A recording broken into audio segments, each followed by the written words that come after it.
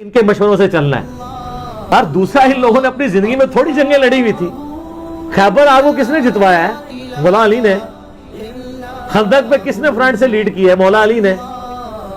بدر میں 20 سے زیادہ کافروں کے سردار کس نے قتل کیے ہیں؟ مولا علی نے. احد میں بھی. تو اتنی جنگیں تو لڑ چکے ہوئے تھے. خلفائے راشدین کے دور میں ان کا جنگ لڑنا کوئی ضروری نہیں تھا. ان کی تو پوری زندگی جنگوں سے عبارت تھی. اپنی زندگی کا گولڈن پیریڈ انہوں نے جنگوں میں. یار جوانی تو سب کو پیاری ہوتی ہے. حضور کی وفات کے وقت حضرت علی کی عمر پتہ کتنی تھی؟ 34 سال. اور جتنی آپ جنگی کارنامے سنتے ہیں وہ 34 سال سے پہلے کے تھے. میری 42 سال ہونے والی ہے, آپ اندازہ کر لیں. 34 سال میں خیبر ہو چکی ہوئی ہے. تو خیبر کب لڑی گئی؟ جب حضرت علی کی عمر 28 سال تھی. آلموسٹ 28 سال کی عمر میں انہوں نے ابن عبد الواد کو قتل کیا, جو 100 بندوں سے اکیلا لڑ لیتا تھا. مرہب کو قتل کیا ہے خیبر میں, ابن عبد الواد کو خندق میں, اور خندق تو اس سے بھی پہلے ہوئی ہے. تو حضرت علی چونکہ تھنک ٹینک تھے, یعنی انٹیلیجنشیا آپ کہہ لیں. حضرت عمر کے دور میں چیف جسٹس تھے حجاز کے. کوفے کے چیف جسٹس ابن مسعود, شام کے چیف جسٹس ابو درداء, اور مدینہ میں چیف جسٹس مولا علی. تو وہ تو ایک مین پوسٹ کے اوپر تھے, اس لیے جنگیں نہیں لڑی. اب رہ گیا کہ وہ بعد میں جنگ جمل صفین نہروان کے لیے کیوں چلے گئے؟ وہ اس لیے چلے گئے کہ اس وقت مسلمانوں میں ہی دو گروہ بن گئے تھے. حق ایمبیگوس ہو گیا تھا, مبہم ہو گیا تھا. اس کے لیے ضروری تھا کہ حضرت علی خود میدان جنگ میں اترتے, تاکہ لوگوں کو یقین آ جاتا کہ اگر حضرت علی باغیوں کے خلاف قتال کر رہے ہیں جنگ جمل صفین اور نہروان میں, تو یہ قتال حق پہ مبنی ہے. کسی کو بھیجتے تو لوگوں نے کہنا تھا یار ادھر سے تو حضرت عائشہ اور طلحہ اور زبیر آ گئے ہیں رضی اللہ عنہم اجمعین وعلیہم السلام اجمعین, ادھر سے عمار ابن یاسر چلے جاتے تو لوگوں نے کہنا تھا یار وہاں تو حضور کی بیوی ہیں, اتنے جیے سے آبا ہیں, چلیں عمار ابن یاسر سیدہ عائشہ کے علاوہ باقیوں سے تو تگڑے تھے, لیکن پھر بھی مولا علی خود جاتے تو پھر اس میں, ورنہ تو جنگ جمل ہار جانی تھی انہوں نے اگر حضرت علی خود نہ جاتے.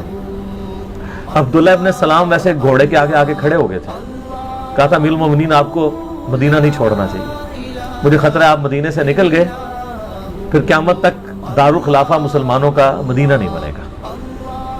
حضرت علی کو بھی اس بات کی, لیکن انہوں نے کہا کہ بات یہ ہے کہ اگر میں نہیں جاؤں گا تو یہ جو فتنہ ہے یہ اس سے بڑا فتنہ ہے جس کو دبانا ضروری ہے. تو پھر سیدنا علی وہ کہتے ہیں جی کوفے دارالخلافہ شفٹ کر دیا تھا. آپ مدینے میں رہنے دیتے تو مدینے میں رہتے نا. قصاص عثمان کے لیے آپ مجھے پاکستان میں بتائیں, یہاں پہ بھی دھرنا دینے والوں کو اتنی تمیز ہے کہ دھرنا کدھر دیتے ہیں؟ پشاور میں دیتے ہیں, کراچی میں, اسلام آباد میں. کیوں؟ کیپٹل سٹی ہے.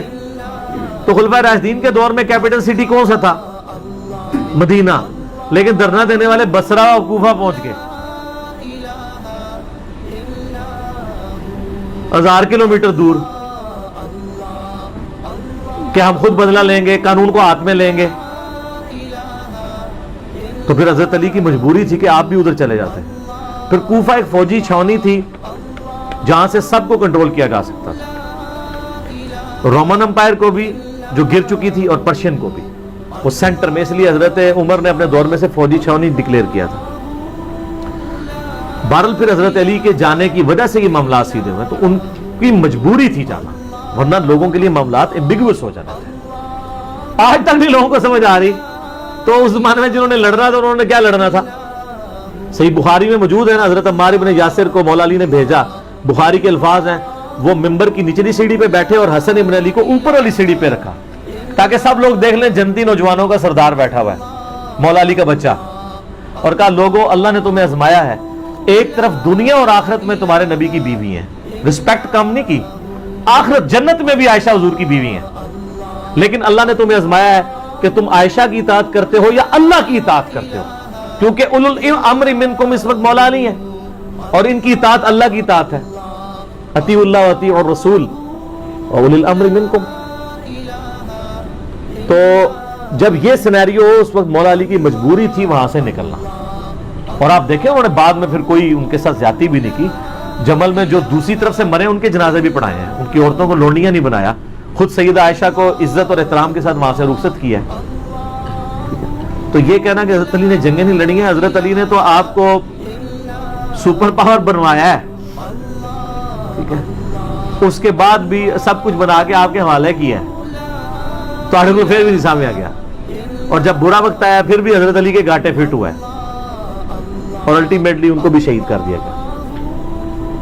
میں اس سوال کے جواب کے اینڈ پہ وہ حدیث بیان کروں گا جو المستدرک للحاکم میں موجود ہے, سنن نسائی الکبریٰ کے اندر موجود ہے, میں نے اپنے ریسرچ پیپر میں بھی ڈالی ہے کربلا والے, کہ نبی صلی اللہ علیہ وآلہ وسلم نے فرمایا, اے علی تیری مثال میری امت میں قوم سمود کی اونٹنی کی سی ہے.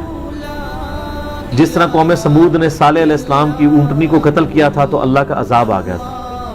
اگلے زمانوں میں سب سے بڑا بدبخت وہ تھا جس نے اونٹنی کو قتل کیا, اور میری امت کا سب سے بڑا بدبخت وہ ہوگا جو اے علی تجھے قتل کرے گا اور تیری داڑھی کو تیرے سر کے خون سے رنگ دے گا. استغفر اللہ تو بولی. تو مولا علی کی شہادت کے بعد جس طرح قوم سمود کی اونٹنی مری تھی تو قوم سمود پہ عذاب آیا تھا, حضرت علی کی شہادت کے بعد بھی امت پہ عذاب آیا کہ آج تک دوبارہ اسلامی نظام قائم ہی نہیں ہو سکا. آج آپ جتنی حکمرانوں کو گالیاں نکالتے ہیں اور آپ جناب 1400 سال سے دعا مانگ رہے ہیں اللہ عمر جیسا حکمران نصیب فرما, تمہاری دعاؤں ان تک نہیں قبول ہو رہی ہیں, اسے کام بھی بڑا بڑا پایا ہے, بہت بڑا جرم آپ نے کیا ہوا ہے.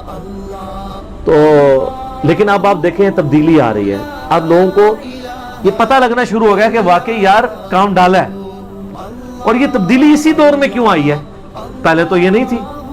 اب یعنی بچہ جو ہے وہ جمل صفین نعمان ڈسکس کر رہا ہے, ہمارے تو ابوں کے علماء کو بھی نہیں تھی پتا.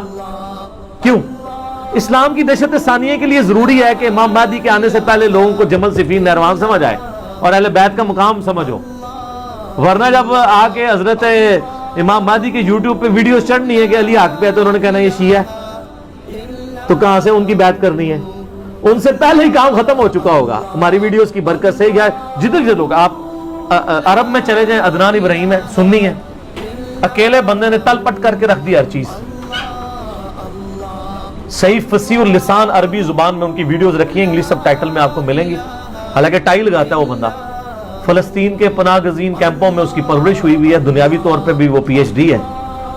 اور آپ ذرا خلافت و ملوکیت کے اوپر, وہ تو مودودی صاحب کو کی کتابوں کو کوٹ کرتا ہے, الخلافہ والملک, آپ پتہ عربی میں ترجمہ ہوا ہے خلافت و ملوکیت کا, الخلافہ والملک کے نام سے. تو ہر جگہ آواز اٹھی ہوئی ہے پوری دنیا کے اندر, اور آپ دیکھیں یہ وہ آواز تھی جسے صدیوں تک حکمرانوں نے دبایا ہے, پھر بھی اٹھ گئی ہے, اور جس کے اوپر اربوں ریال لگ رہے ہیں, اینڈ رزلٹ زیرو ہے, نیگیٹو ہے, بلکہ زیرو نہیں ہے, نیگیٹو ہے. جب بھی وہ پاک چھوڑتے ہیں تو ادھر سے ہم اس کو پکڑ لیتے ہیں. ٹھیک ہو گیا جی. اور میں اپنی طرف سے بات نہیں کر رہا, میں نے یہ کربلا والے ریسرچ پیپر میں یہ ساری حدیثیں ڈالی ہیں. یہ میں ذرا اس کا تعارف بھی کرا دوں میرے بھائیو, یہ میں نے ایک ریسرچ پیپر لکھا ہے, واقعہ کربلا کا حقیقی پس منظر, 72 صحیح الاسناد احادیث کی روشنی میں. 72 کا ٹائٹل تو شہدائے کربلا کی نسبت سے ہے, احادیث اس میں 200 سے زیادہ ہیں, جس میں میں خلفائے راشدین سے شروع ہوں, سیدنا عمر کی شہادت سے شہادت حسین تک. حقیقی خلفائے راشدین کون ہے؟ شہادت عثمان کے اصلی اسباب, جنگ جمل, صفین نہروان, حضرت معاویہ کا دور ملوکیت, صلح حسن, اس کے بعد یزید کی ولی عہدی, اور الٹیمیٹلی حضرت حسین ابن علی کی مظلومانہ شہادت رضی اللہ عنہما وعلیہم السلام. اس کی سافٹ کاپی آپ ہماری ویب سائٹ ahlsunnatpak.com سے فری ڈاؤن لوڈ کریں. 5B ریسرچ پیپر ہے, ہارڈ کاپی فری, اور اس کے ساتھ باقی ریسرچ پیپرز ہیں, ٹوٹل 9, 3 اذکار کارڈ ہیں, وہ آپ منگوا سکتے ہیں. صبح 9 سے مغرب تک ہماری اکیڈمی کا نمبر کھلا ہوتا ہے, +92 کے کوڈ کے ساتھ 3215900162, اور پاکستان سے کریں گے تو 032159000162. کال کریں, اپنا ایڈریس ٹیکسٹ میسج کریں, فری کاپی آپ کے گھر آ جائے گی. ایک کاپی تو ہم سب کو فری دیتے ہیں.